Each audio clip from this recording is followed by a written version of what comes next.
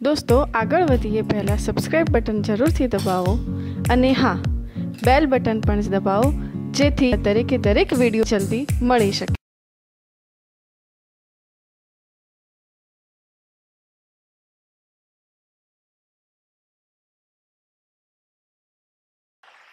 આપણે વિદ્યુત બળ માટે શું ભણી ગયા? કુલમ્બનો નિયમ ભણી ગયા. જાણો છો ને કુલમ્બનો નિયમ? બે વિદ્યુત ભારો વચ્ચે લાગતું વિદ્યુત બળ તે બંને વિદ્યુત ભારોના ગુણાકારના સમપ્રમાણમાં અને તેમની વચ્ચેના અંતરના વર્ગના વ્યસ્ત પ્રમાણમાં હોય છે. પછી જ્યારે કુલમ્બના નિયમનું સદિશ સ્વરૂપ ભણ્યા ત્યારે એનો એક જ ઉદ્દેશ્ય હતો. શું? બળ કઈ દિશામાં લાગે છે એ જાણવું. બળ કઈ દિશામાં લાગે છે એનો અર્થ શું થયો? કે પોઝિટિવ થી નેગેટિવ તરફ ફોર્સ લાગે છે કે નેગેટિવ થી પોઝિટિવ તરફ ફોર્સ લાગે છે.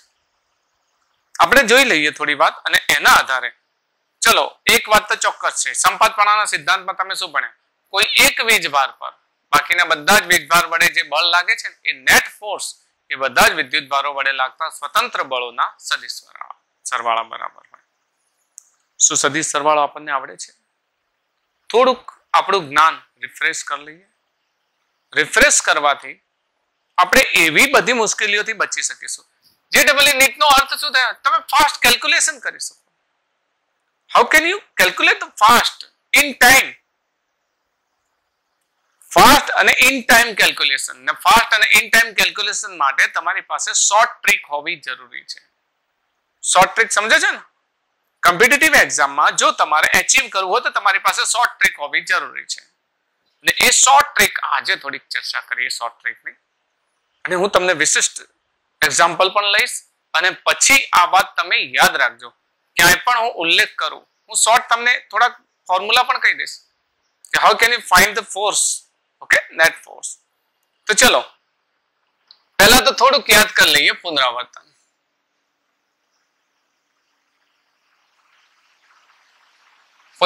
યાદ કરી લઈએ.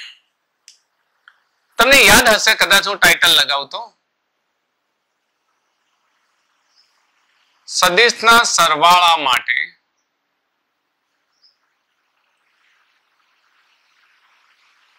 સમાંતર બાજુ ચતુષ્કોણનો નિયમ.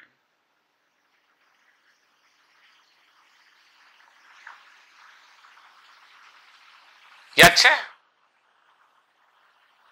સદિશના સરવાળા માટે સમાંતર બાજુ ચતુષ્કોણ નિયમ. ચલો યાદ ન હોય તો આપણે એને રિફ્રેશ કરી દઈએ. ધારો કે આપણી પાસે સદિશ A છે અને સદિશ B છે. એક જ ઉદ્ભવ બિંદુમાંથી બંને ઉદ્ભવે છે અને તેમની વચ્ચેનો એંગલ થીટા છે. તો સમાંતર બાજુ ચતુષ્કોણનો નિયમ શું કહે છે? કે A ના શીર્ષ પરથી B ને સમાંતર મૂલ્ય અને દિશા એટલી જ રહે એ રીતે સદિશ દોરો. આ B લઈ લઈએ. B ના શીર્ષ પર A ને સમાંતર સદિશ દોરો. મતલબ આ A છે તો આ પણ કેવો હશે? A જ હશે. અને A ના શીર્ષ પર B ને સમાંતર રહે તેવી રીતે એક સદિશ દોરો. આ પ્રમાણે મૂલ્ય અને દિશા સાથેનો સદિશ દોરો. દોરાઈ ગયા? હવે પહેલાના બંને પુચ્છથી બીજાના બંને શીર્ષ સુધી એક જો તમે પરિણામી સદિશ R દોરો તો R નું મૂલ્ય આપણે ભણી ગયા છીએ એટલે હું તમને સમજાવું. R is equals to A square plus B square plus 2AB cos theta. આ ફોર્મ્યુલા શું તમને યાદ છે? યાદ છે ને? સમાંતર બાજુ ચતુષ્કોણનો નિયમ આ ઈઝી તમે યાદ રાખી શકો. આનો ઉપયોગ આપણે આમાં કરવાનો છે. શાની અંદર? ફોર્સમાં, બળમાં. બળમાં જ્યારે તમારે ઝડપી કેલ્ક્યુલેશન કરવી હશે તો એક જ જેવો સદિશ હોય. બળ સદિશ રાશિ છે ને? હવે કોઈ એક વિદ્યુત ભાર પર લાગતા બળ શોધવા છે તો એ બળોનો સદિશ સરવાળો લેવો છે તો સદિશ સરવાળો આ રીતે જ લેવો પડે આપણે. ઓકે, સદિશ સરવાળો કેવી રીતે લઈશું? તો ધારો કે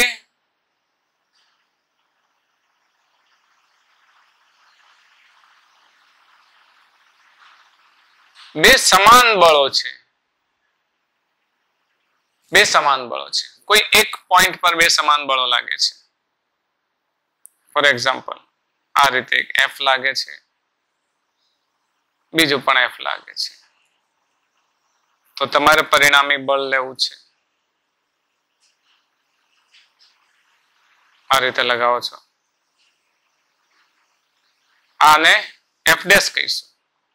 શું કહીશું? પરિણામી બળને આપણે શું કહીશું? F dash. તો આ નિયમ મુજબ એફ ડેશ લેવું હોય તો કેટલું થશે?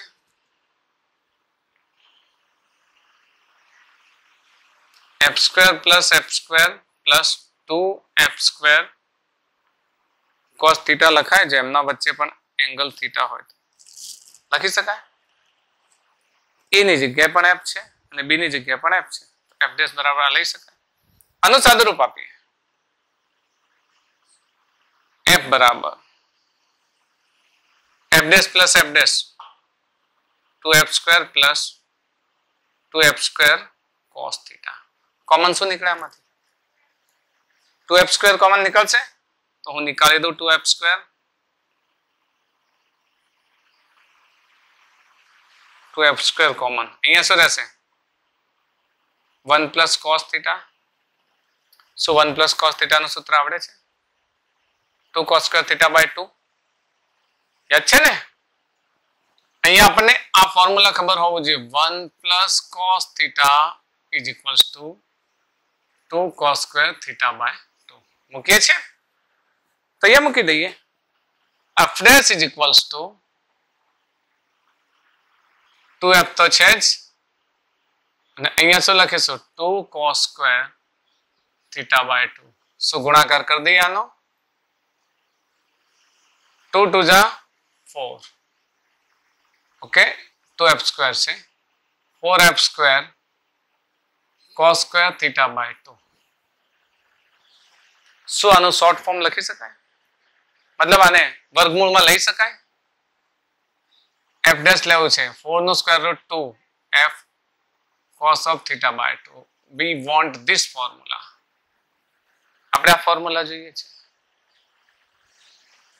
આ મેં તમને બેઝિક શીખવાડ્યું જે હતું. ઓકે, નીટમાં બધો ધ્યાન હોવું જોઈએ તમારે. પણ હવે આપણે વિદ્યુત બળમાં આનો ઉપયોગ ક્યાં કરીશું? તો ઈઝી છે. તમને ઘણા બધા એવા ફોર્મ્યુલા આપ્યા હશે કે જ્યાં ફોર્સ વચ્ચેનો એંગલ આપેલો હોય અને બે સેમ ફોર્સ હશે, સમાન ફોર્સ હશે. ફોર એક્ઝામ્પલ, જો બે બળો વચ્ચે 120 નો ખૂણો હોય, 120 નો ખૂણો હોવા એનો અર્થ શું થયો? એક બળ આ તરફ હોય બીજું બળ આ તરફ હોય, સમાન. વચ્ચે એંગલ કેટલો થઈ જાય? 120 થઈ જાય. આપણો તો એ જ રૂલ્સ છે. આનું સમાંતર આમ લઈ લો, આનું સમાંતર આમ લઈ લો, તો આ પરિણામી બળ મળી ગયું આપણને. જો આને f ડેશ કહીએ, f ડેશ બરાબર 2f cos થીટા બાય 2. સૂત્ર યાદ છે ને? થીટા બરાબર કેટલા લઈશું? 120, કારણ કે એંગલ 120 છે. f dash is equals to 2f cos of 60 લખી શકીએ. થીટા બાય 2 160 નું 120 નું 60 થશે. cos 60 ની વેલ્યુ કેટલી થાય છે? 1/2. તો 2f into 1/2. 2 2 cancel. f dash બરાબર f. આ પરિણામ જોઈએ છે આપણે. કયું પરિણામ જોઈએ છે? આ પરિણામ. જો બે બળ વચ્ચેનો ખૂણો 120 હોય તો તે બે બળોનું પરિણામી બળ કેટલું થાય? એટલું ને એટલું જ થાય. યાદ રહેશે? ફોર એક્ઝામ્પલ, તમને આવું આપી દીધું હોય,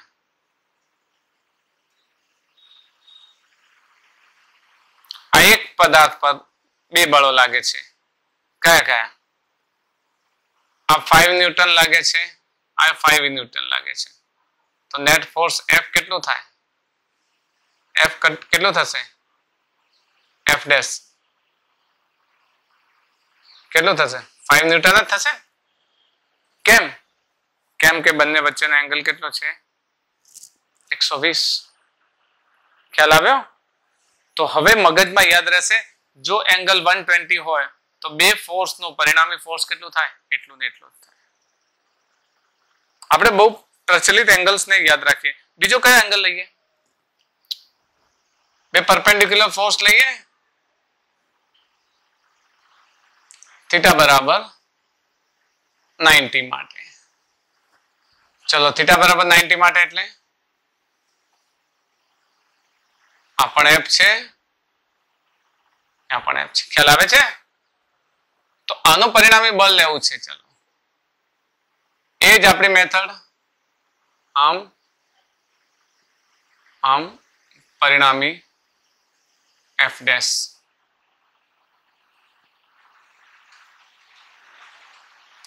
બરાબર શું થશે? આ 90 તો 2 cos of 90/2 45 આપણે છે ને કયા ફોર્મ્યુલાનો ઉપયોગ કર્યો? આ જ ફોર્મ્યુલા. તો 2f cos 1/√2 તો f dash is equal to √2f. 90 નો ખૂણો હોય બે બળ વચ્ચે તો બળ કેટલું થાય? √2 ગણું. ખ્યાલ આવે છે? 120 નો હોય તો એટલું ને એટલું જ. Is that clear? ત્રીજો લઈ લે ને આ બહુ પ્રચલિત ખૂણાઓ છે. આનો હું તમને ઉપયોગ કરીને બતાવું એટલે તમારા મગજમાં વધારે વાત બેસશે. બરાબર? થીટા બરાબર 60 માટે બે બળો વચ્ચેનો ખૂણો 60 હોય તો 60 હોય એનો અર્થ શું થાય? For example theta is equal to 60 તો આનો આ પ્રમાણે હોય ને આનો પણ આ પ્રમાણે. ખ્યાલ આવે છે? તો ચલો પરિણામી બળ આપણે f ડેશ લઈએ. f ડેશ તો f ડેશ બરાબર શું થશે? 2f cos of 60/2 it means 2f cos of 30. cos 30 ની વેલ્યુ કેટલી થાય? હા √3/2 √3/2 2 કેન્સલ તો કેટલું થશે? √3f f dash. જો બે બળો વચ્ચેનો ખૂણો 120 હોય તો પરિણામી બળ એટલું ને એટલું જ, કોઈ પણ એક સદિશ જેટલું. જો બે બળો વચ્ચેનો ખૂણો 90 હોય તો પરિણામી બળ √2 ગણું. ખ્યાલ આવે છે? અને 60 હોય તો √3 ગણું. યાદ રહેશે? હવે આનો ઉપયોગ આપણે ક્યાં કરીશું એ તો સમજવું પડશે. તો આનો ઉપયોગ કરવા માટે હું તમને એક એક્ઝામ્પલ લખાવું છું. એક્ઝામ્પલ લખાવીએ.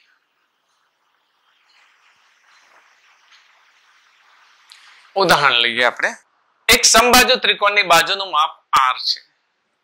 તેના શિરોબિંદુઓ 1, 2 અને 3 પર સમાન વીજભાર આપેલ હોય તો 3 પર રહેલા વીજભાર પર લાગતું પરિણામી બળ શોધો. આપણે એને આકૃતિ સ્વરૂપે સમજી લઈએ એટલે તમને વધારે ખ્યાલ આવશે. ધારો કે આ સમબાજુ ત્રિકોણ છે, ઇક્વિલેટરલ ટ્રાયેંગલ. એનો આ એક શિરોબિંદુ 1 છે, 2 છે અને 3 છે. ત્રણે પર સમાન વીજભાર કેટલો આપી દીધો છે? q આપી દીધો છે. અહીંયા પણ આપણને q આપી દીધો છે. ખ્યાલ આવે છે? દરેક બાજુનું માપ r છે તો આને આપણે r તરીકે લઈએ. હવે આ 3 નંબરના વીજભાર પર લાગતું બળ શોધો. આપણે જાણીએ છીએ કે 3 પર 1 વડે લાગતું બળ F31 જાણો છો ને? 3 પર 2 વડે લાગતું બળ F32 તો F31 બધા પોઝિટિવ છે, સમાન છે એટલે તો એ આની દિશા કઈ થશે? F31 ની થશે ને. આના પર શું કરે છે? અપાકર્ષણ બળ લગાડશે ને, સમાન વીજભાર હશે તો. ખ્યાલ આવે છે? અને 3 પર 2 વડે લાગતું બળ કઈ દિશામાં હશે? આ દિશામાં. એનું મૂલ્ય કેટલું હશે? F32. ખ્યાલ આવ્યો? ચલો F31 હોય કે F32 હોય, F31 નું મૂલ્ય કેટલું થાય? કે q²/r², કારણ કે આ બંનેનું મૂલ્ય q છે, બંનેનું વચ્ચેનું અંતર કેટલું છે? r છે. કુલોમ્બનો નિયમ આવડે છે ને? એ જ પ્રમાણે F32 લો તો એ પણ કેટલું થશે? એટલું થશે. આ બંને વચ્ચેનું અંતર r છે તો kq² upon r². ને બંનેના સંયુક્ત પણ આપણે કેટલો કહીશું? f જ કહીશું. સમાન હોય તો f લઈએ તો બળ સમાન થઈ ગયું. થઈ ગયું. 3 નંબરના વિદ્યુત ભાર પર લાગતું બળ સમાન થઈ ગયું. ચલો આ એંગલ કેટલો હશે? કેટલો હશે? Yes you are right. કેટલો? નો 60. કારણ કે ટ્રાયેંગલ ના ત્રણે ખૂણા ઇક્વિલેટરલ ટ્રાયેંગલ સમબાજુ ત્રિકોણના ત્રણે ખૂણા કેટલા હોય? 60 ના હોય. 60 ના હોય તો આ અભિકોણો થાય ને, તો 60 હોય તો આ પણ કેટલો હોય? 60 હોય. આ તો સિમ્પલ જ્યોમેટ્રી છે. તો હવે આપણે આ ત્રીજા નંબરનું બિંદુ લીધું જેના પર એક ફોર્સ F આ તરફ લાગે છે, બીજું ફોર્સ F આ તરફ લાગે છે. એંગલ કેટલો છે? 60. તો લાગતું પરિણામી બળ કેવી રીતે લઈશું? આ તરફ લઈ શકાય, જેને જો F' કહીએ તો F' ઇઝ ઇક્વલ્સ ટુ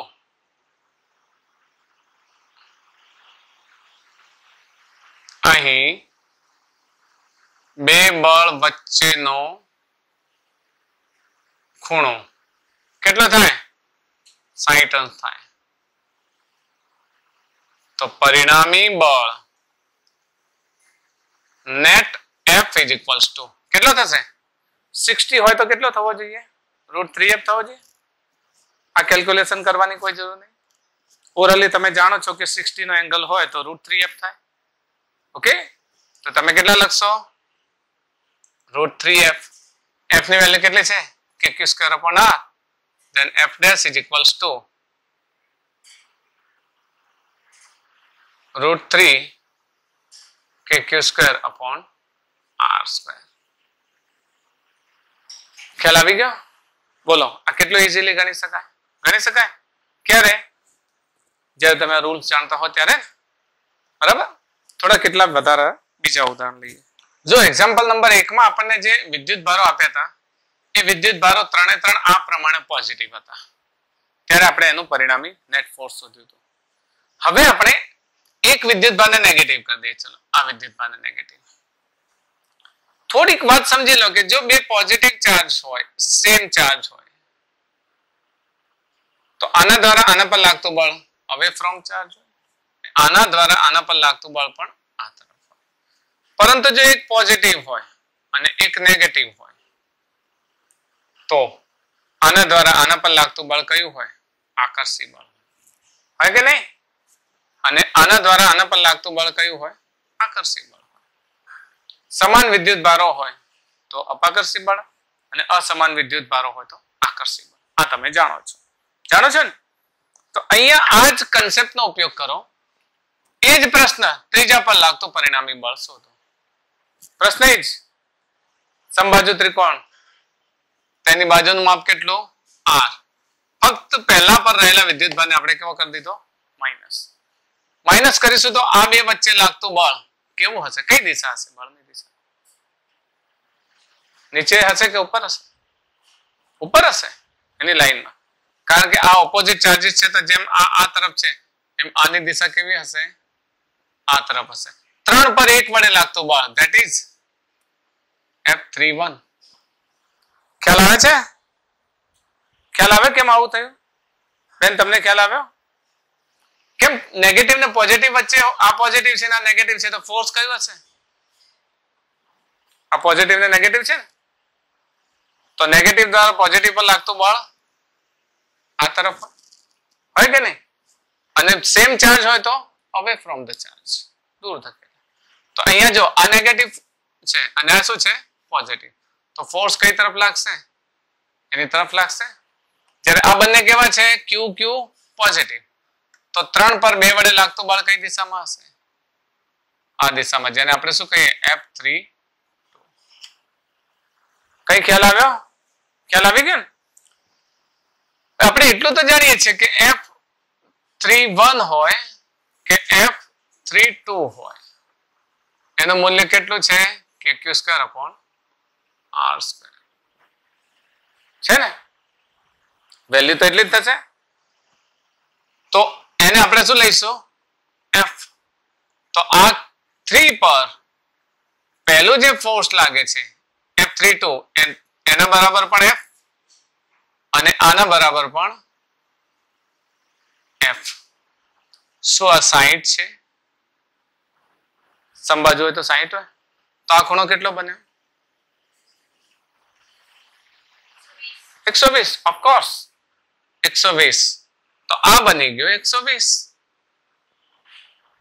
બની ગયો ને? તો શું નેટ ફોર્સ આપણે સરળતાથી નીકાળી શકીએ? નીકાળી શકીએ. 3 પર લાગતા બંને બળો વચ્ચેનો ખૂણો. 3 પર લાગતા બંને બળો વચ્ચેનો ખૂણો 120 છે. 120 હોય તો નેટ ફોર્સ કેટલું થાય? બે બળોનું પરિણામી બળ કેટલું થશે? સમાન જ થશે ને? તો આ F છે, આ F છે, તો F ડેશ બરાબર F જ થશે. થશે ને? તો F ડેશ બરાબર આ મેં કેમ આવું લખ્યું? આગળ મેં તમને સમજાવ્યું છે કે 120 નો એંગલ હોય તો ફોર્સ નેટ ફોર્સ એટલું ને એટલું જ થાય. તો કેટલું થશે? KQ square upon R square, that is F dash, a net force. એનો અર્થ કે તમે આ જાણતા હો તો શું ઇઝીલી મેળવી શકો? અને તમે ગણતરી કરવા જશો તો આને તમારે શું લેવું પડશે? આ પ્રમાણે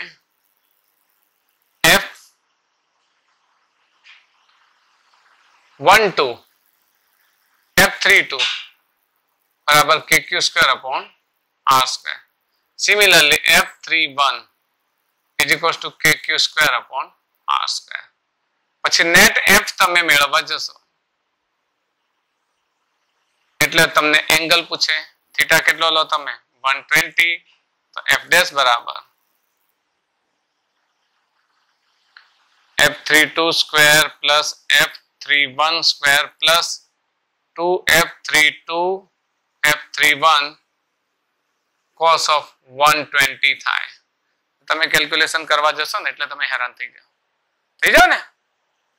એના કરતા બેટર છે કે તમે પહેલી જે ગણતરી મેં તમને સમજાવી છે, કઈ ગણતરી સમજાવી છે કે 120 નો એંગલ હોય તો નેટ ફોર્સ એટલું ને એટલું થાય. ખ્યાલ આવ્યો? આ ઈઝી એન્ડ સિમ્પલ વે છે. તમને એક બીજો ઉદાહરણ આપું એટલે તમને વધારે ખ્યાલ આવે. પછી શું છે, હું જે નીટના એક્ઝામ્પલ આપેલા છે આપણા મટીરિયલમાં એને તમે ઇઝીલી સોલ્વ કરી શકશો. તમને એક ચતુષ્કોણ આપી દીધો છે. ચલો, ચતુષ્કોણની ચોરસ આપી દીધો છે. ચોરસ એના ABC નામ આપી દઈએ. 1 2 3 4 આપી એના કરતા ABC નામ ABCD. દરેક પર કેટલો વિદભાર છે? Q જેટલો વિદભાર છે અને સમાન વિદભાર છે. ઓકે, કોઈ પોઝિટિવ નથી, કોઈ નેગેટિવ નથી. પોઝિટિવ નેગેટિવ નથી, સમાન વિદભાર છે. તો C પર લાગતું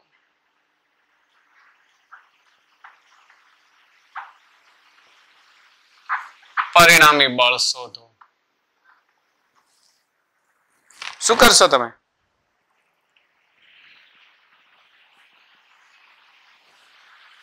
ગણતરી કઈ રીતે કરશો? અહીંયા કેટલા ચાર્જીસ છે? 1 2 3 and 4. C પર બાકીના 3 વડે બળ લાગે તો A દ્વારા C પર જે બળ લાગે એ આ દિશામાં C પર A વડે, that is FCA થશે. FCA ની વેલ્યુ કેટલી થશે? અહીંયા લખતા જઈએ. FCA is equals to KQ square upon, જો આ ત્રણેય બાજુનું માપ કેટલું હોય એ હોય તો શું હું અહીંયા √2a લખી શકું? લખી શકું ને? કેમ? કાટકોણ ત્રિકોણ થાય છે. કાટકોણ ત્રિકોણ થાય છે તો આ જે કર્ણ છે થોડો સીધો દોર દઈએ.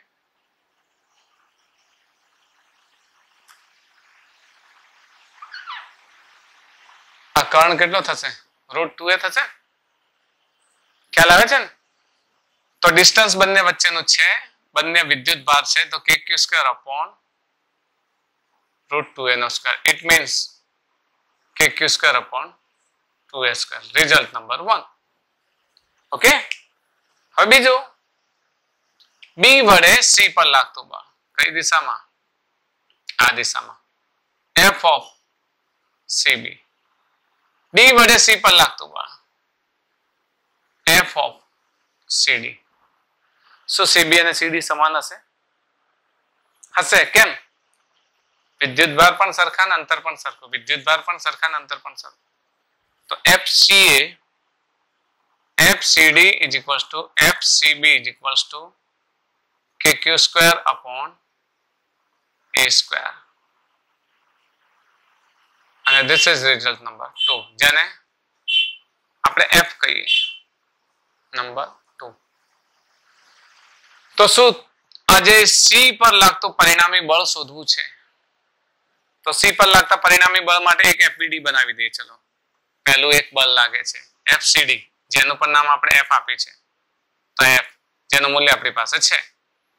FCB જેનું પણ નામ આપણે આપી દીધું છે. કયું? F. વાસ્તવમાં FCB છે, પણ FCB બરાબર પણ F જ લીધું છે આપણે. ઓકે. અને એક બળ આ દિશામાં છે, જેનું મૂલ્ય FCA મૂલ્ય આપણી પાસે ઓલરેડી છે. તો પેલા આ બેનું પરિણામી બળ શોધી લઈએ. તો આ દિશામાં જ હશે ને? હશે ને? તો આ બેનું પરિણામી બળ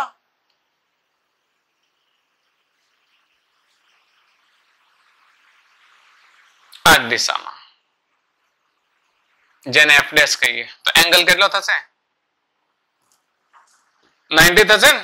કયા બે? આ અને આના વચ્ચેનો એંગલ 90, જે આ દિશામાં છે. તો F' is equals to, લખી દઈએ, બંને F વચ્ચેનો ખૂણો કેટલો છે? 90 ડિગ્રી છે. તો F' બરાબર કેટલા લખી શકાય? √2f. √2f મતલબ √2 ને f ની કિંમત કેટલી છે? kq² upon a². kq² upon a². This is F'. Okay. હવે પરિણામી બળ શોધવું છે કોના પર? q પર લાગતું. તો q પર બે બળ લાગે છે, એક આ અને એક આ. મતલબ F' ને FCA લાગે છે ને? સંપાતપણાના સિદ્ધાંત મુજબ બધા જ બળોનું શું કરવું પડે? સરવાળો. તો પહેલા બે નો સરવાળો કરી લીધો, બાકીના બે તો એક જ દિશામાં છે, તો સીધો સરવાળો થશે. થશે ને? એક જ દિશામાં રહેલા બળનો આપણે સીધો સરવાળો કરી શકીએ. લખી શકીએ સી પર લાગતું કુલ બળ F હોય તો F is equals to F' plus FCA. F' નું મૂલ્ય કેટલું છે? √2 kq² upon a². ને FCA આ રેટ kq² upon 2a². થાય ને? તો અહીંયા લખીએ F' √2 kq² upon a² plus FCA kq² upon 2a². F' બરાબર તમે શું માનો છો? અહીંયા લસા સમાન લઈએ તો શું થશે? 2a². તો આની સાથે 2 ગુણાશે તો 2√2 kq² plus kq². લખી શકીએ આપણે? કોમન નીકાળી દઈએ. F' બરાબર kq². નીચે શું કોમન નીકળે? a². તો અંદર શું રહેશે? 2√2 plus 1 divided by 2. And this is final force આના પર લાગતો. ખ્યાલ આવે છે? તો અહીંયા આગળ કેટલા ફોર્સ લાગતા હતા? 3. તમે આની જટિલ ગણતરીથી બચી ગયા ને તમે. કેવી રીતે? 90. મેં તમને 90 વાળો શીખવાડી દીધો. ટ્રાયેંગલ લીધો એટલે 60 વાળો થઈ ગયો. ટ્રાયેંગલમાં બે એક્ઝામ્પલ લીધા, 120 વાળો પણ એંગલ આવી ગયો. આવી ગયા ને? તો કહેવાનો મતલબ એમ છે કે જ્યારે તમે ગણતરી કરો છો ત્યારે તમને જે સંપાતપણાના સિદ્ધાંત મુજબ અલગ અલગ ફોર્સ એક બિંદુ પર મળે છે તેમની વચ્ચેનો એંગલ ખબર હોવી જોઈએ. સદિશ સરવાળો મસ્ટ રિમેમ્બર. સદિશ સરવાળો સીધે સીધો નહીં ચાલે. સીધે સીધો કરવો હોત તો આ ત્રણેયનો સરવાળો કરી દીધો હોત ને, પણ એ ખોટું પડે. ખ્યાલ આવે છે ને? આ બે નું પરિણામી શોધી લીધું પછી એક જ દિશામાં છે તો સીધો સરવાળો કરી લીધો. તો કયા? FCD ને FCB. FCD ને FCB ની કિંમત તો એકચ્યુઅલી તો f જ છે ને, તો બે f વચ્ચે એંગલ કેટલો છે? 90. તો 90√2f f આ રહ્યું ને એ f ડેશ અને બીજું FCA બંને એક જ દિશામાં છે તો બંનેનો સીધે સીધો સરવાળો લઈ શકાય. એક દિશામાં બળ હોય તો એમનો સીધો સરવાળો થાય. તો એ સીધો સરવાળો લઈ લીધો એટલે આપણે આરામથી મેળવી શકીએ આપણે લાગતું પરિણામી બળ. ઓકે, હજુ કેટલાક ઉદાહરણ લઈએ.